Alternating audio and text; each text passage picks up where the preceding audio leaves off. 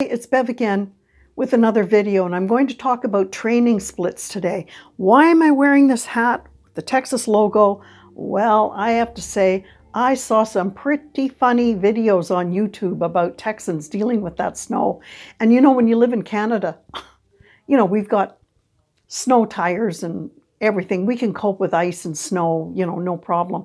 So the videos were really interesting. Anyway, good luck. I'm rooting for you. What I want to talk about today are training splits. You know, when you figure out what kind of exercise you're going to do for the day, you hear about training splits, right? You're going to do certain muscles on some days and other muscles on other days. Okay, let's talk about an interesting way to break that up. So let's take a multi-joint or a compound exercise. So it's going to have primary movers, right? The muscles that you're primarily after when you're doing that exercise, but it's going to have synergist muscles as well. So both of these will contribute to the lifting of that weight. Now, when you're doing a training split, the interesting thing is to do the synergist muscles on the same day that you do the primary muscles. But you can do them first, that is, tire them out before you go to the compound exercise, or you can do your compound exercise and then use your synergist muscles in a bunch of exercises after. So that is called pre-exhaustion or post-exhaustion.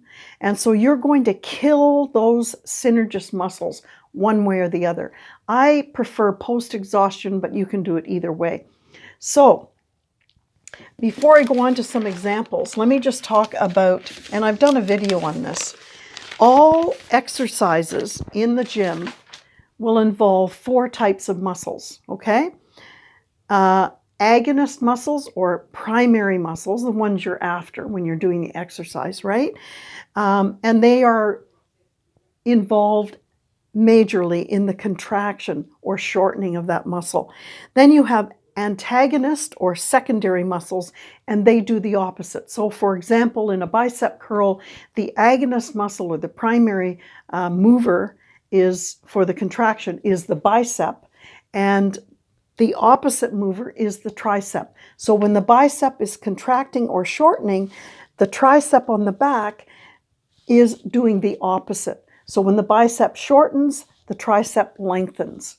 Okay?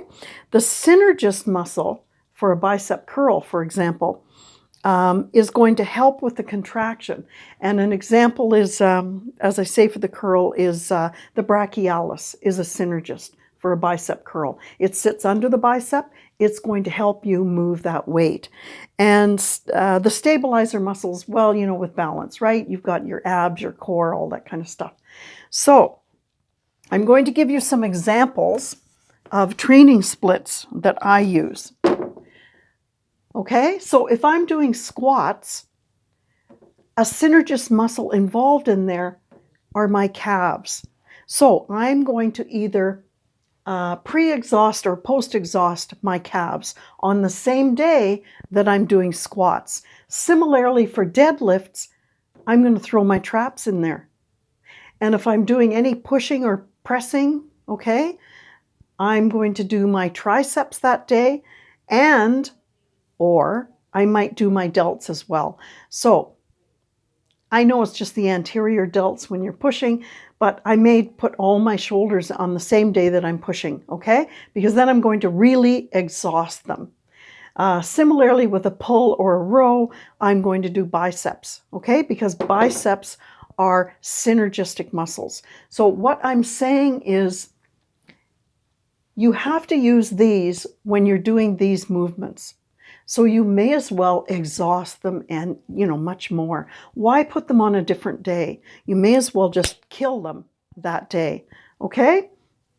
Just some examples for training splits. So you Texans, take care of yourself, and I'll see you in the next video. Bye for now.